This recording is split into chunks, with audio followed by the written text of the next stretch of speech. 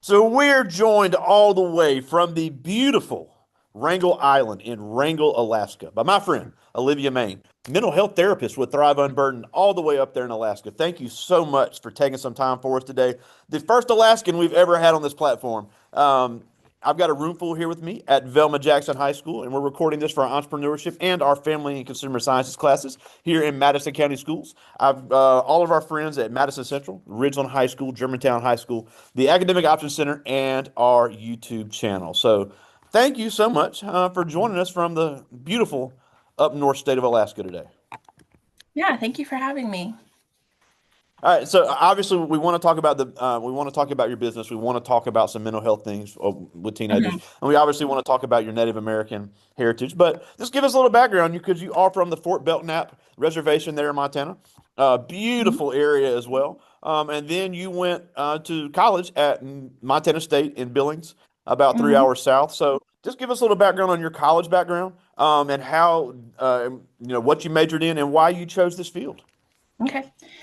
Yeah, so I'm originally from Fort Belknap, like you said, in Montana. My tribes are Aani and Nakota.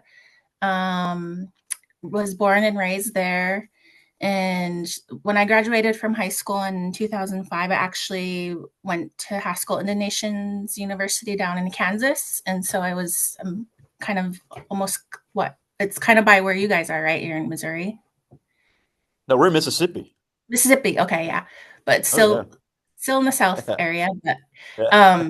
yeah, so I went there for a year, and then I came back to Montana and, went to MSU Billings, and, I didn't initially want to go into the mental health field. I didn't really know what I wanted to do, and so, I kinda just stuck to Native American studies for my, undergrad, and then, when I pursued my career after I graduated, I kind of just got thrown into the field as a youth case manager working for severely emotionally disturbed children and their families.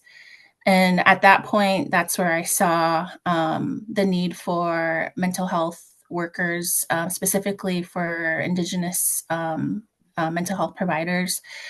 So that kind of just struck an interest for me, and knew eventually I wanted to go back to school. And then I chose to go to into the mental health counseling program at MSU Billings, and got my master's and graduated in 2019. And then was trying to figure out my career path after that, and eventually just ended up in Alaska.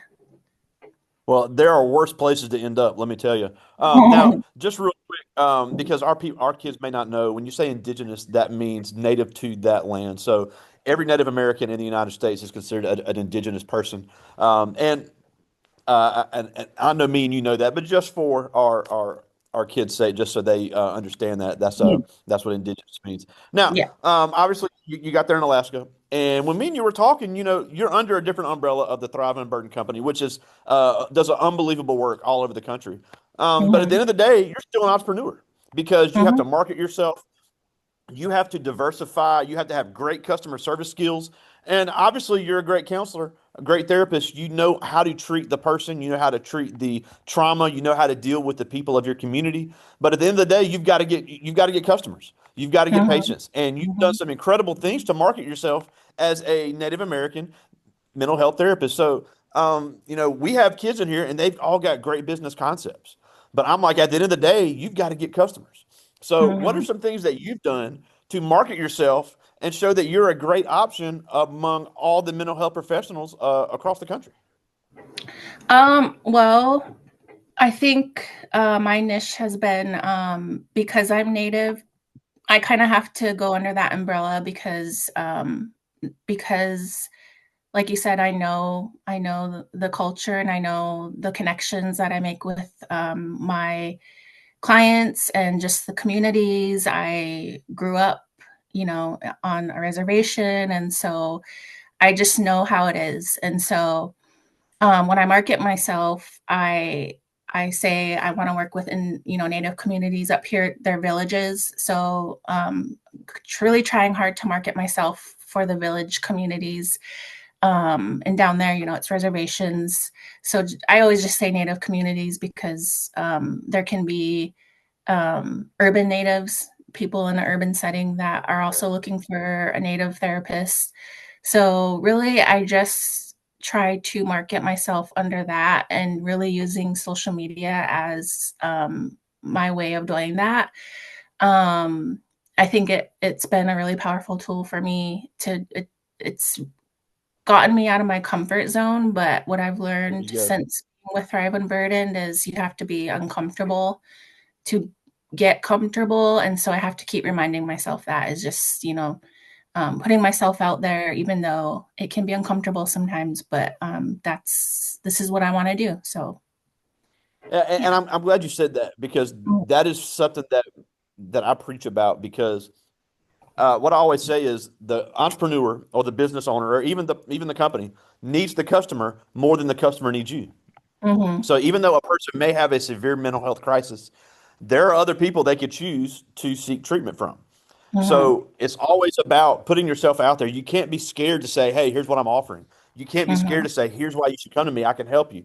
No matter what field you're going into. So having that skill and being confident, because Mm-hmm. I'm sure you preach confidence to your clients. At the end of the day, you've got to be the confident one to say, "Hey, here's what I'm offering. Here's how I can help you." Mm-hmm. Yeah, the confidence is something that has to, I guess you have to build up to it. When I left the reservation, I was this very quiet person. I'm still quiet and shy and introverted, but I don't know. There was just something in me that knew she wanted to go to college. She wanted to leave the reservation and just explore the world. I ended up in Alaska, so I knew that there was something more that I wanted to do. And so being afraid was something I just had to overcome and just putting myself out there. And being at a university, you're one of very few natives, and sometimes you're the only native in the classroom. And so looking back in some of my college courses, and they ask you to do a presentation, like that's the scariest thing in the world for anybody. But being some coming where I come from, I had to put double the work in because you also have the perception of what people see you as, and they see you as kind of a weakling or someone that's not very strong. So I almost had to work like double the work to get myself Yeah, out and there. I'm glad you said that too because I talk about that all the time. Mm-hmm. Because they actually have presentations due next Friday that they've already started working on, and they hate doing them. Not gonna lie, they hate doing them. They do a great job on them, but they hate doing them. Mm-hmm. But that's why it's so important. I can speak in front of a big group and I'm fine, but everybody's not good at that. But you've got to Mm-hmm. get comfortable selling. You've got to get comfortable communicating. Whether you're the owner, whether you're an employee, whether you're just the person they're dealing with as a customer, you've got to be able to explain things and you've got to be confident in doing it. And it's amazing how much easier it is to do things if you're a great communicator. Mm-hmm. Yeah, and like I said, I'm an introvert and I'm not very peoply, and so I had to really work on my communication and putting myself out there. I mean, that's like the huge thing that I've learned, not just being an entrepreneur, but like in college. So even though they're not liking it now, it's going to pay off, I promise, later, because the more you do it, the more it's going to pay off. And even as, Big my time. little ones, my daughter had run for vice president and she had to give a speech. And I was just like thinking in my mind, like, this is going to pay off for her later. And so she did really There good. you And go. so the younger you start, the more it's going to pay off later. There you go. And they do a great job on them. I know they think they don't, but they really do a great job on them. Now, obviously, we'd be remiss if we didn't have a conversation about mental health issues with teenagers because I know you deal with a lot of age groups, and there's stigmas in all kind of communities. There's a stigma in the Native American community. There's a stigma in the Black community of mental health doesn't affect us. But Mm-hmm. I think we can agree that mental health is the ultimate equalizer. It doesn't care what color you are. It doesn't care what gender you are. It doesn't care how much money you have.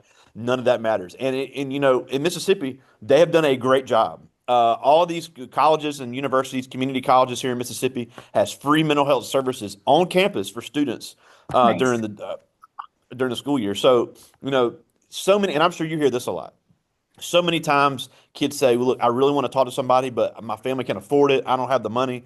There are people out there that can work with you on paying them. There are people out there that Mhm. have free services. So, and especially, they already have some business concepts, and the only thing that's keeping them from really opening these businesses is the confidence and believing in themselves. So, mental health is not something to shy away from. It's something that has to be talked about, and it's something we're all going to face. So, Mhm. as somebody that deals with mental health issues every day, what are some strategies that you tell people, especially I've got 15, 16, 17 here with me today, people that are that age, what are some strategies you tell them to use? Because look, like we just said, it may be at different times, but those stressors and those triggers are going to happen for every single person. Mhm. Well, even like with my children now, and that just might be the therapist in me and more of the mother, but I don't know, I guess it doesn't really matter, but like I tell them, don't be afraid to tell me anything, even if it's super bad. I will not get mad because it's a tough world out there. We have a lot of things that are going on, and I know having that that initial space of you're not feeling okay. I don't know who to turn to. I don't know um, if it's even okay to tell someone that I'm not okay. That sort of thing. And like how you said, there is a stigma, and so I just try to tell them, like if you're not okay, that's okay, and it's okay to express yourself. And so that would be my thing is to not be afraid to admit, and I think even as adults it's still that way. They're afraid to be vulnerable, and so that piece that I tell everyone is vulnerability is your strength, and to just be vulnerable. You're human, and that would be my advice for them for sure. And I know as teenagers you're facing a lot of things, a lot of peer pressure, a lot of um, issues in school, cliques and all that. And so I always tell my daughter too, because it's hard being a girl. And I always tell her, you don't have to do what everyone else is doing. Just go. And if you're having issues with your friends or a group of girls, go and do your own thing. And that's okay. And so I'm trying to like encourage her to just kind of step away from I guess what would seem like the norm or the peer pressure of the groups. And so I know that's something that teenagers often encounter as well. So, but yeah, vulnerability is my main takeaway, being vulnerable. Yeah, and people are so embarrassed to say, I'm seeing a therapist. That doesn't mean Mhm. you're crazy. That doesn't mean you're going to be committed to an insane asylum. And look, and I am far from an expert. I don't have near the credentials you have, but even I could tell you, sometimes just saying something out loud can be a big Mhm. relief. You could say, well, I've done it. I know other people have done it and said, wow, that's the first time I've said that out loud. That feels like a weight lifting off my shoulders. Mhm. And that pain you carry, you may not feel comfortable speaking to your parents, but speaking to somebody that can help you. It is amazing how much that can, something that small can make such a big difference. Mhm. Right. Yeah, and that's the other thing too. I think I told my oldest son, he just graduated high school, so I our form of communication mostly was through text, which I was okay with. I said, if this is your way of being comfortable communicating, like that's okay. And I said, if you are not okay at times, go, find someone that you're comfortable talking with. Cause I was okay with him not being comfortable talking to me, and that was fine. Cause I wasn't comfortable talking to my parents. So, and he found a pastor, and he did that on his own time. And he thought that up himself. And I was really proud of him because he found somebody. And so it doesn't necessarily have to be your parents. It can be anyone that you feel you're comfortable talking to. Well, and the last thing I want to talk about with mental health, because I do want to talk about some Native American things, but Mhm. you know, w- we've lost too many teenagers in this Right. country to self harm, and even Mhm. the ones that haven't been successful, I guess completed the attempt of their own life have become traumatized. They become permanently disabled. It's tough on the families, and just having one is one too many. But there Mhm. is the 988. for anyone having any mental health crisis is available 24 hours a day, 365 days a year, and they can put you in contact with local people. You know, if you were in Alaska, you dialed 988. They would have people like you that would be available for them to talk to. They're there not only to Mhm. talk you through a crisis, they're there to help you find resources. Right. All these communities have done so much to help. They understand the need that young people need people to talk to sometimes. Hmm. The social media, as great as social media can be, it's what connected us, but at the same time, it does such a detriment. And it's okay to admit that you're triggered beyond your control. And there Right. are so many people like yourself to help. But if nobody hears anything else I say, 988 is the crisis number all over the country where you can dial it 24 hours a day, Mhm. 365 days a year. There is always somebody on the other line willing to talk. Yep. Yes. And yeah, when you are in that crisis, if any teenager, anyone in your classroom, or anyone is struggling, you're in a crisis mode. Like, what do I do? I'm not okay. Um, go think of the person, or like you said, dialing the number. It's like that one person. There's got to be one person at least in your life that you can reach out to and make that connection. And it really is just having another ear to listen to and getting your nervous system back into a more calm state. And it really is just having that shoulder to lean on. And I know that I have that. And so I know who I can lean on and who I can count on with no judgment, and having that unconditional love. So that would be my other takeaway. Absolutely. Now, obviously, we'd be remiss if we didn't mention that this is Native American History Month in the United Mhm. States, the month of November. And I know you are so proud, and you should be, of your Native American heritage. And, we celebrate all the cultures here in Madison County Schools and all the contributions they make to our society. And I'm actually wearing today, right there, I got that at the Grand Canyon from the Hualapai Mhm. Nation, handmade Native American art. So, Mhm. just talk about some of the things that you think might be overlooked as far as Native American contributions, not only to culture but to art, but to things that we see every day. Native Americans have had a huge hand in for decades. Yeah. Well, I know, um, there's so much lack of history, and it's hard. Even our own kids go to school and we don't even hear our own history. And so there's a lot of misconceptions out there. There's many great things going on out there. There's a lot of I think social media has had a helping hand in seeing that, that we're out there. There's a lot of even just like on TikTok, you can go on there and you can learn more just on TikTok than you can in a history book, because we have more people just representing us and doing everyday things. And um, I guess if specifically had any questions from anyone Yeah, specific, I or had those. And yeah, I have some questions here we're about to get to. And in Mississippi, we have the Mississippi Band of Choctaw Indian Nation here in Mississippi, and I encourage everyone to go experience their fair they have every year. All types of music and unbelievable garments and art that is available for everyone, and it really is something that you guys love to share. It's yeah. not just something you keep to yourself. Native American culture is for everyone, and I just encourage Mhm. everybody to get involved and learn about it, and it really is fascinating. Mhm. So I did want to mention that with it being Native American History Month, just so many contributions and so many great things of culture for all the tribes throughout the United States. But I do have some questions here, Yeah. um, and I like this first one. This is Shataria Hennon. She's in 10th grade. We call her Red, and she asked, "What are the main struggles that you have dealt with when it comes to your mental health that helped you become a better therapist?" What were the things that I struggled with? Yes. I think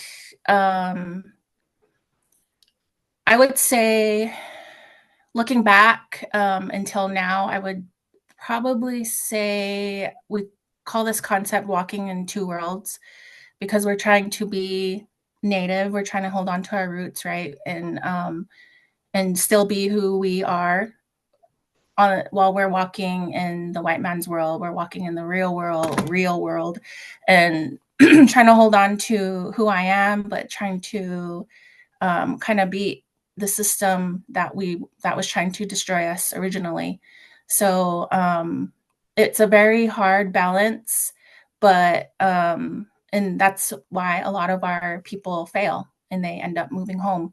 So I think just working through my own anxiety and my own, depression and trauma, that's a constant thing that I have to keep working on. Otherwise, I would have ended up back home and I would have just given up long time ago. So it's Wow, definitely a continued balance for sure. that's awesome. I like this question. This is Avery Harris. She's in 10th grade, one of our champion archers here at Velma Awesome. Jackson, also a volleyball player, but she is straight Katniss Everdeen with a bow and arrow. And she asked, how do you build a successful culture with your clients?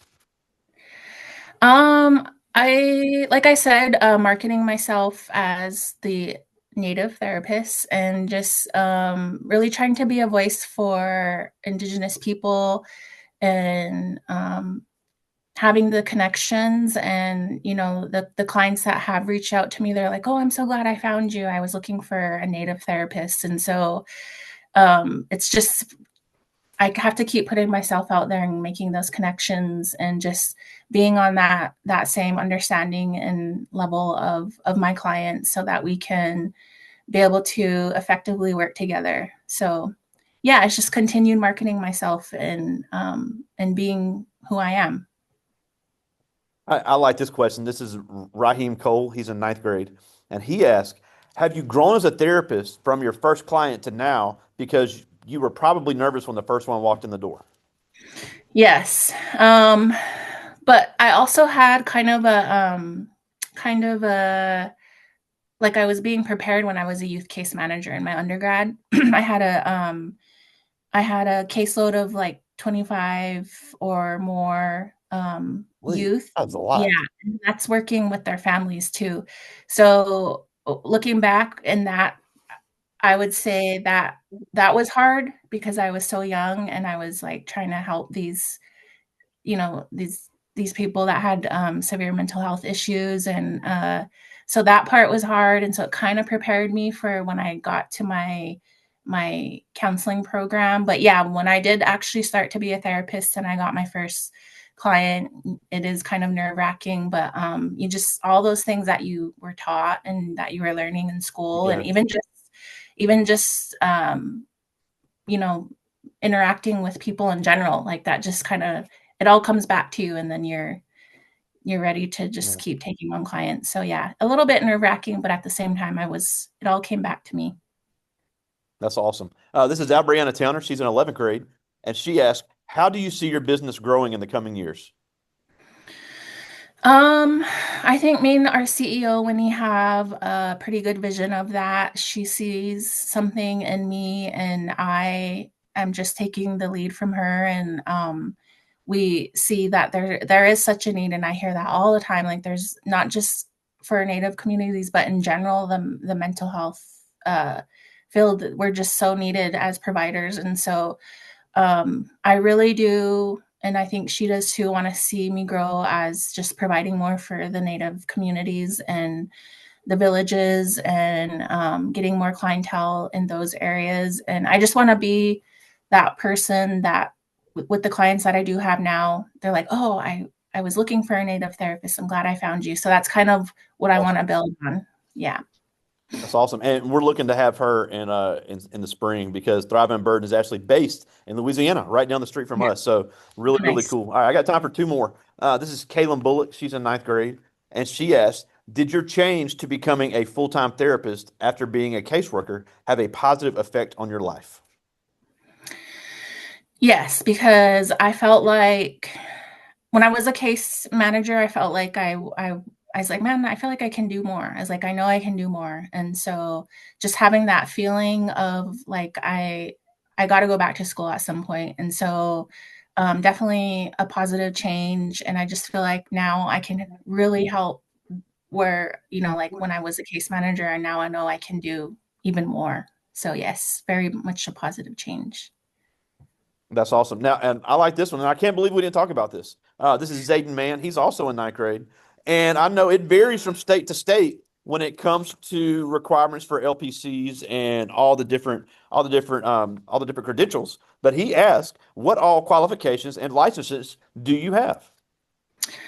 I have, well, just my master's in clinical rehabilitation and mental health counseling and working towards LPC licensure.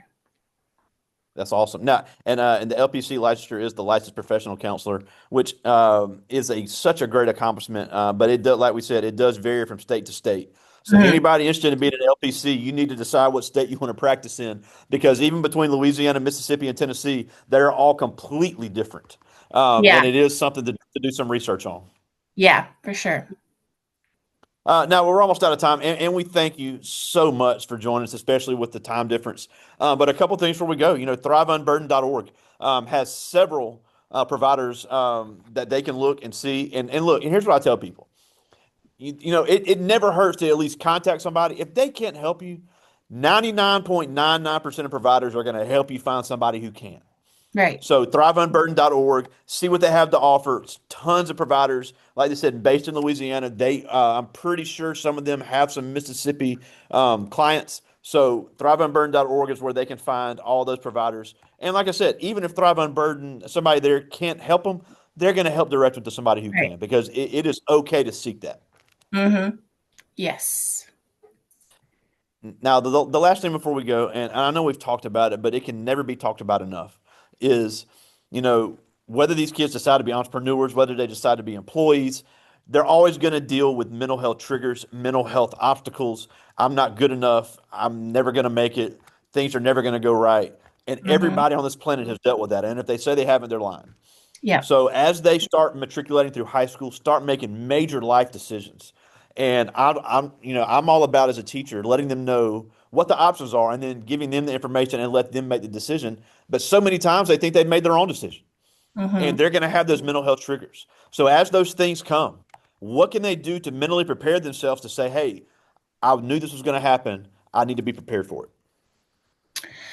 I would say that is just expect the unexpected, and this it's a tough world out there, and so there's going to be a lot of things that are going to trigger you, things that you might not understand quite yet, and when you get to that space and that place of realizing that you might have some kind of trauma from your childhood, as you grow into adulthood, it never stops, and so just continued healing and continued just being mindful of your mental health, and I think we've said it more than once, to just always have that person that you can reach out to and lean on, and it's okay to not be okay. Absolutely. Well, I know you got to get back to work. We thank you so much for fitting us in your busy schedule. But again, my friend Olivia Main with Thrive Unburdened mental health therapist, all the way from Wrangell, Alaska, the beautiful island there in southeastern Alaska. Thank you so much for joining us today. Yes, thank you for having me. I wish we could have had a longer time, but that's okay. Well, we'll definitely do this again. Thank you so much for joining Yeah, us today. thank you for having me. See you, buddy. Bye.